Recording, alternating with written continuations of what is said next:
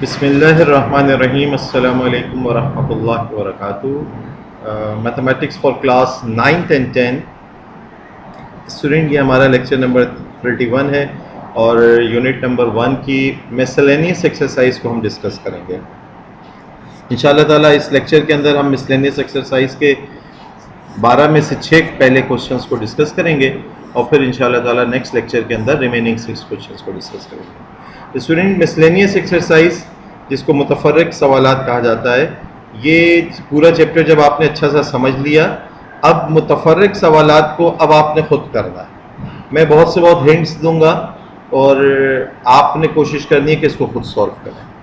अच्छा स्टूडेंट्स, क्योंकि जिस तरह की सिचुएशन है इसमें आप लोगों के रजिस्टर वर्क चेक करने का मौका नहीं मिल पा रहा, तो ऐसे में मैथमेटिक्स के अंदर ये बड़ी सहूलत होती है आप तमाम स्टूडेंट्स के पास कि आप लोग क्वेश्चन सॉल्व करें और सॉल्व करने के बाद जो आपका आंसर आए उसको बुक के एंड में जो आपको आंसर्स की लिस्ट दी हुई है वहाँ से टैली करें।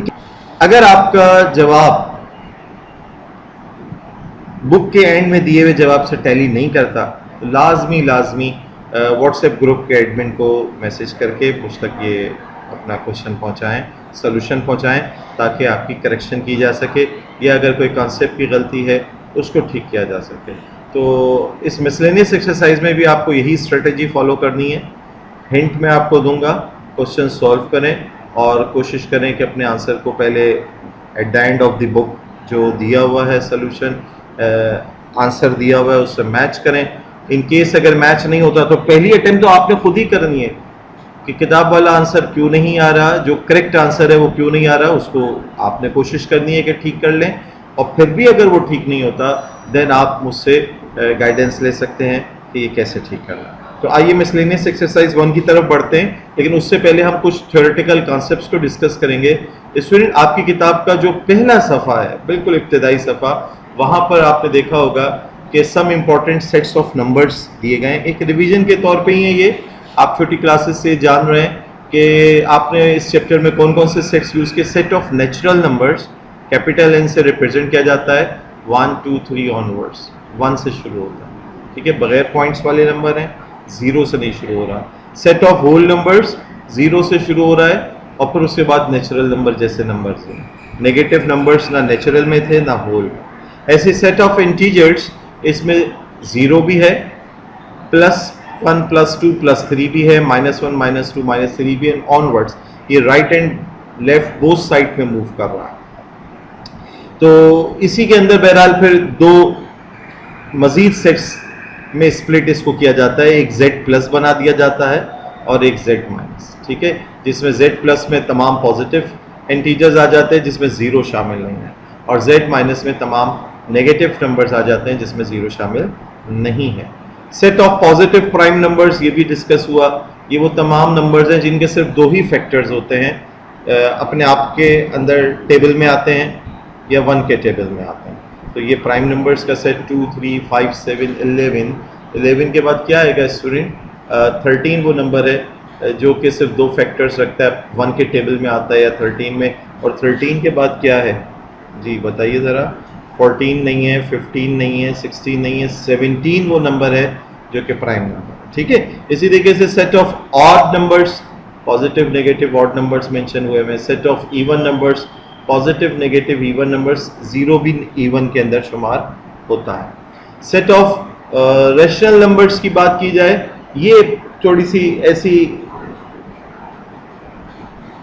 मिसाल है सेट ऑफ रेशनल नंबर्स जो कि आपने अभी तक यूज़ नहीं किया, और क्योंकि अभी ये मिसलेनियस एक्सरसाइज के पहले ही क्वेश्चन में क्योंकि ये इंक्लूड हो रहा था तो इसलिए मैंने चाहा कि इसकी थोड़ी डिस्क्रिप्शन आपको दे दूँ।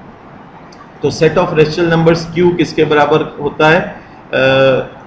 सेट बिल्डर फॉर्म में आपको पूरा वाज़े तौर पर रेशनल नंबर को डिफाइन कर दिया गया है। इधर कोई भी नंबर x इस सेट के अंदर आ सकता है सच दैट वो x P/Q की हालत में लिखा जा सकता है, वो नंबर फ्रैक्शन में लिखा जा सकता है। P और Q फर्जी नंबर्स हैं, वो नंबर हर वो नंबर रेशनल नंबर से बिलोंग करेगा जो P/Q की हालत में लिखा जा सकता हो लेकिन ये p और q दोनों कोई किससे ताल्लुक रखते हो? इंटीजर्स के सेट से ताल्लुक, इंटीजर्स। जबकि q जीरो नहीं हो सकता, q कभी जीरो नहीं हो सकता। फॉर एग्जाम्पल स्टूडेंट्स, अगर मैं 5 के बारे में आपसे पूछूं कि 5 रेशनल नंबर है या नहीं, तो यस 5 रेशनल नंबर है। 5 को आप 5/1 की हालत में लिख सकते हैं, 5/1। 5 का ताल्लुक भी इंटीजर्स के सेट से और 1 का ताल्लुक भी इंटीजर्स के सेट से। अगर मैं आपसे पूछूं 2.3, तो 2.3 यस रेशनल नंबर है, बिकॉज उसको हम लिख सकते हैं 23/10। अब 23 भी इंटीजर से ताल्लुक रखता है और 10 भी इंटीजर से ताल्लुक रखता है। ठीक है, तो कुछ मिसालें और भी हैं जो कि चैप्टर नंबर 2 जब हम शुरू करेंगे इब्तिदा में उधर भी आएंगी। सेट ऑफ इर्रेशनल नंबर की बात करें तो इर्रेशनल के जस्ट अपोजिट है वो तमाम नंबर जो कि फ्रैक्शन में नहीं लिखे जा सकते। लाइक स्टूडेंट, अगर मैं आपसे बात करूं स्क्वायर रूट 3 को अगर हम कैलकुलेट करेंगे तो वो पॉइंट्स में ऐसा नंबर आएगा जिसको अगर हम फ्रैक्शन में लिखना भी चाहेंगे तो हम उसको नहीं लिख सकेंगे। ये अभी आज के लेक्चर में ही थोड़ी इसकी वजाहत आपके सामने आएगी कि रैशनल और इर्रेशनल नंबर मज़ीद हैं क्या। फिर इसके बाद लास्ट जो एक सेट आप यूज़ करेंगे इन फ्यूचर, और ये मालूम होना चाहिए बहुत अच्छा सा, सेट ऑफ रियल नंबर्स का। रियल नंबर का सेट किससे बिलोंग करता है? ये रैशनल यूनियन इर्रेशनल, यानी वो तमाम नंबर जो रैशनल हैं और या वो तमाम नंबर जो इर्रेशनल हैं, इनका कॉम्बिनेशन क्या होता है? रियल सेट कहलाता है। ठीक है, ये सबसे बड़ा सेट है। और बाकी ऊपर जो आपको इसके दिए में सारे ही सेट, ये सारे के सारे जो हैं इसके सब सेट्स हैं। गोया ये रियल सेट जो है वो एक तरीके से यूनिवर्सल सेट है इन सब। ठीक है, आइए रैशनल और इर्रेशनल को थोड़ा सा और डिस्क्रिप्शन में चलते हैं इसके। रैशनल नंबर्स की बात, और जैसे अभी आपने जान ही लिया, ठीक है, प्रीवियस क्लास में आपने, प्रीवियस क्लास इसलिए कहा जा रहा है क्योंकि ये डिस्क्रिप्शन अब मैं आपको आपके यूनिट नंबर 2 से दे रहा हूँ। ठीक है, हमारा यूनिट नंबर 2 भी ऑलमोस्ट यूँ समझ लें कि स्टार्ट हो रहा है थ्योरेटिकल कॉन्सेप्ट के साथ।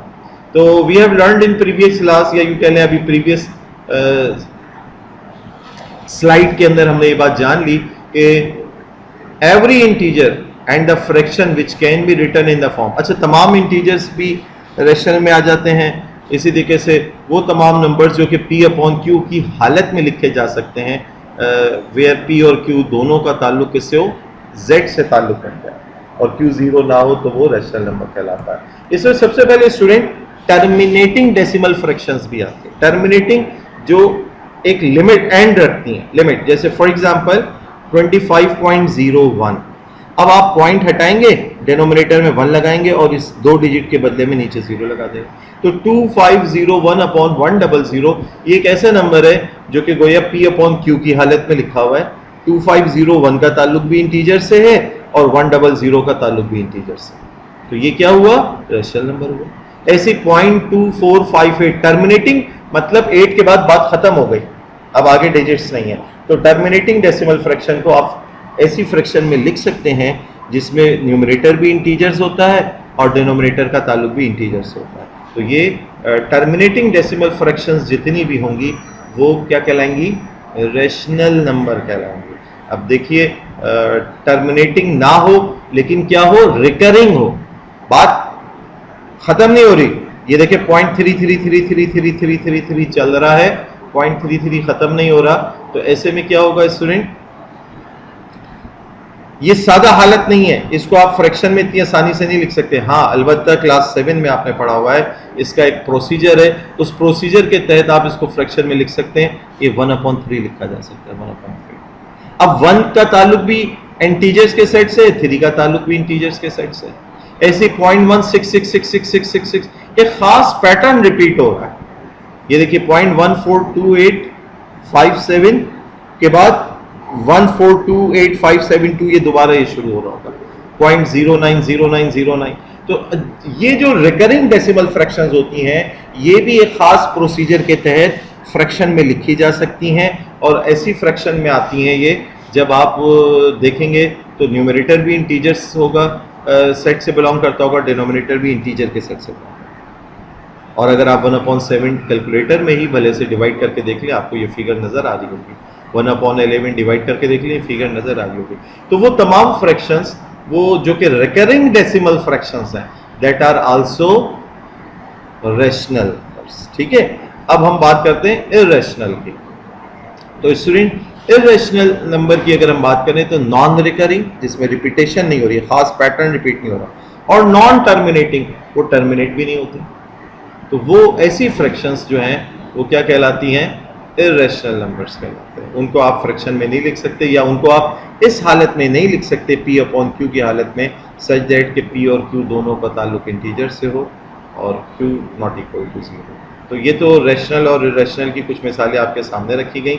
और रियल नंबर का ताल्लुक अगर हम बात करें तो रियल नंबर सेट का जो अभी हमने लास्ट स्लाइड में देखा भी कि real set is equals to rational और इर्रेशनल, क्यू डैश से इर्रेशनल को जाहिर किया गया है। तो रैशनल और इर्रेशनल का जो यूनियन है दैट इज रियल सेट। ठीक है, ये दोनों बिल्कुल डिसजॉइंट सेट्स हैं, रैशनल और इर्रेशनल। कोई एक भी एलिमेंट दोनों का एक दूसरे के अंदर इन्वॉल्व नहीं होगा, ताल्लुक नहीं रखता होगा। ठीक है, अगर कोई नंबर रैशनल है तो वो रैशनल है, और अगर कोई इर्रेशनल है तो इर्रेशनल है। तो आइए अब हम मिसलेनियस एक्सरसाइज 1 की तरफ पढ़ते हैं। जी स्टूडेंट, ये मिसलेनियस एक्सरसाइज 1 है। थोड़ी सी आपके सामने धुंधली सी नजर आ रही है, और आपका काम यही होना चाहिए जब कभी आप मैथ्स के लेक्चर्स को अटेंड कर रहे हो, वीडियो लेक्चर देख रहे हो, तो अपने सामने बुक को लाजमी रखें। ठीक है, तो थोड़ी सी अगर पिक्चर वाज़ेह नहीं हो रही हो तो बुक को अपने सामने रखिए। देखिए क्वेश्चन 1 में कह रहे हैं right the following sets in tabular form, list कर दें। ये बिडलर फॉर्म में लिखा हुआ है और इसको टेबुलर फॉर्म में लिखना है। X such that x rational number से ताल्लुक रखता है, और सच दैट कि उसका स्क्वायर किया जाए तो 1 है। तो रैशनल सेट को अगर आप इमेजिन करें तो रैशनल सेट के अंदर तमाम इंटीजर्स आ जाते हैं और तमाम फ्रैक्शंस आ जाते हैं। तो इंटीजर सेट के अंदर ही आप अगर देखें तो एक -1 का स्क्वायर अगर किया जाए तो क्या आता है, 1 आता है, और +1 का स्क्वायर किया जाए तो क्या आता है, 1 आता है। इसके अलावा स्टूडेंट आप कोई भी नंबर अगर आप देखेंगे तो उसके स्क्वायर करने पे 1 नहीं मिल रहा होगा। तो आपका ए पार्ट का जवाब तो -1 और 1 हो गया। इसी तरीके से स्टूडेंट बी पार्ट में कह रहे हैं x such that x is a positive integer, Z plus की बात हो रही है, लेस देन 12। तो लेस देन 12 में पॉजिटिव इंटीजर्स क्या होंगे स्टूडेंट, रिवर्स में ही हम लिख लेते हैं। 12 से लेस 11, 10, 9, 8, 7, 6, 5, 4, 3, 2, 1 तक चले जाएंगे। ठीक है, तो रिवर्स में अगर आप लिख दें तो भी हर्ज नहीं है, बिकॉज आप जानते हैं कि सेट के अंदर ऑर्डर की हैसियत नहीं होती। और अगर कोई स्टूडेंट 1, 2, 3 से लेकर 11 तक लिख दे तो then it's also okay. Now student question number 2, suppose that a set दिया हुआ है, बी दिया हुआ है, सी दिया हुआ है, डी दिया हुआ है, determine which of these sets are subsets of other set. A क्या किसी का सबसेट है, ए के अंदर 2, 4, 6, क्या ये सारे एलिमेंट किसी और में मौजूद है, नहीं इसमें नहीं, इसमें नहीं, इसमें नहीं, तो ए तो किसी का सबसेट नहीं है। बी 2, 6 इसमें है, क्या इसमें है, नहीं, क्या इसमें है, नहीं, तो B is a subset of A. Symbolically लिखेंगे, बी सबसेट का निशान बनाएंगे, जैसे कैसे, यूं करके, B is a subset of A. ऐसे ही सी की बात करें तो 4, 6 इसमें है और 4, 6 इसमें भी है, तो C is a subset of A and C is a subset of D. ऐसे डी की बात करें तो डी तो किसी का सबसेट नजर नहीं आ रहा। तो ये आपके तकरीबन सॉल्यूशन मैंने आपसे डिस्कस कर ही लिए। आई थिंक कि आप समझ गए होंगे अच्छा सा। क्वेश्चन नंबर 3 की तरफ आए। Determine whether each of the following set is the power set of a set. ये पावर सेट किसी सेट के दिए हुए या नहीं, ये एम्प्टी सेट लिखा हुआ है। अच्छा स्टूडेंट, ये एम्प्टी सेट लिखा हुआ है, लेकिन आप जानते हैं कि पावर सेट के अंदर एक स्टार्टिंग और क्लोजिंग ब्रैकेट भी होता है। तो ये एम्प्टी सेट अगर किसी ब्रैकेट के अंदर बंद होता फिर तो ये पावर सेट को रिप्रेजेंट कर रहा होता, अदरवाइज ये इस वक्त सिर्फ एक सेट को तो रिप्रेजेंट कर रहा होगा, सिंगल मेंबर वाला एम्प्टी सेट को रिप्रेजेंट कर रहा है, लेकिन पावर सेट को नहीं। So this is not power set. इसकी बात करें तो yes this is a power set. ये देखिए पावर सेट वाले ब्रैकेट भी लगे हैं और 2 एलिमेंट इसमें मेंशन है, एक एम्प्टी सेट और एक करके सेट लिखा हुआ है। तो a set which has only single element, like आप इमेजिन करें कि एक सेट हो जिसके अंदर सिर्फ ए ही एलिमेंट हो, तो उसके कितने सबसेट्स बनेंगे? 2 की पावर 1, 2 की पावर 1 यानी 2 सबसेट्स बनेंगे, एक एम्प्टी होगा, एक सेट इटसेल्फ होगा, तो ये उसका पावर सेट लिखा हुआ है, तो B is a power set. C की बात करें तो ये एम्प्टी, वो सेट इटसेल्फ लिखा हुआ है, और एम्प्टी और ए ये तो कोई सूरत हाल नहीं होती, ये कोई सबसेट की शक्ल नहीं है। अगर आप कोई सेट लिखते हैं और उसके अंदर कम से कम एक एलिमेंट मौजूद है तो एम्प्टी को दिखाया ही नहीं जाता, एम्प्टी को तो उसमें दिखाया ही नहीं जाता। अंडरस्टूड है कि हर सेट के अंदर एम्प्टी एलिमेंट होता है, ठीक है, ये बात हमारी शुरू के लेक्चर में हो गई डिस्कस। तो ये तो गलत डेफिनेशन के मुताबिक रिप्रेजेंटेशन हुई हुई है, C is not a power set. जबकि डी के अंदर अगर बात करें तो ये एक पावर सेट के ब्रैकेट भी लगे हुए हैं, इसके अंदर 4 एलिमेंट्स लिस्ट हुए हैं, एम्प्टी, ए, बी और A B. Yes, this is a power set of a set. वो सेट क्या होगा जरा तस्वुर में लेकर आए उसको भी, वो सेट जिसमें ए और बी 2 एलिमेंट हो, तो ए और बी 2 एलिमेंट हो तो 2 की पावर 2 4 सबसेट्स बनेंगे, और 4 सबसेट्स क्या होंगे? एम्प्टी हो गया, एक एलिमेंट ए हो गया, फिर बी हो गया, फिर ए कॉमा बी हो गया, तो ये वो पावर सेट लिखा हुआ है। तो बी और डी का ताल्लुक पावर सेट से है। तो ये तो मैंने तकरीबन आपको सोल्यूशन ही बता दिया। आपने क्या करना है, इस जो कॉन्सेप्ट मैंने आपको दिया उसको अच्छा सा समझिए, ताकि अगर आपको इससे मिलती जुलती कोई शक्ल दी जाए तो आप उसको एक्सप्लेन कर सकें और पावर सेट होना ना होना बता सकें। Let A is equals to, question number 4 है, let A is equals to A B C D and B set बराबर है Y Z. Find A cross B cross A cross A, B cross B. अब आपका पुराना काम है, assignment की हैसियत से आप खुद करें, मैं इसकी कोई डिस्क नहीं दे रहा। Question number 5 students, in which quadrant will a point lie on the coordinate plane whose coordinates are। अगर कोई कोऑर्डिनेट हो, कोई ऑर्डर्ड पेयर हो जो दोनों पॉजिटिव हो, दोनों कंपोनेंट उसके पॉजिटिव हो, यानी एक्स और वाई प्लेस वाली दोनों पॉजिटिव हो, तो वो कौन से कंपोनेंट में आएगा? आप जानते हैं, अभी आपने रिसेंटली पढ़ा एक्सरसाइज 1.4 में कि ग्राफ में हम 4 कार्टेशियन कोऑर्डिनेट सिस्टम में 4 कंपोनेंट्स में उसको स्प्लिट करते थे। जो पहला क्वाड्रेंट होता था, पहला क्वाड्रेंट, पहला कंपोनेंट, उसके अंदर फर्स्ट क्वाड्रेंट में स्टूडेंट क्या हो रहा होता था? एक्स और वाई बोथ पॉजिटिव हो रहे होते थे। तो अगर दोनों कोऑर्डिनेट्स पॉजिटिव हों तो ये फर्स्ट क्वाड्रेंट कहलाएगा, और अगर बोथ नेगेटिव हों तो ये हमारा थर्ड क्वाड्रेंट कहलाएगा, ठीक है। तो लास्ट क्वेश्चन, क्वेश्चन नंबर 6 को देख लेते हैं। क्वेश्चन नंबर 6 कह रहा है, what will be the Y coordinate of a point, what will be the Y coordinate of a point which lies on x axis. जी, अब दोबारा एक्सरसाइज 1.4 के कॉन्सेप्ट पे जाइए। अगर कोई पॉइंट वाई एक्सिस के ऊपर लाई कर रहा हो, वाई एक्सिस पे, वर्टिकल लाइन पे, तो उसके आपसे क्या पूछ रहे हैं? वाई कोऑर्डिनेट की वैल्यू क्या होगी?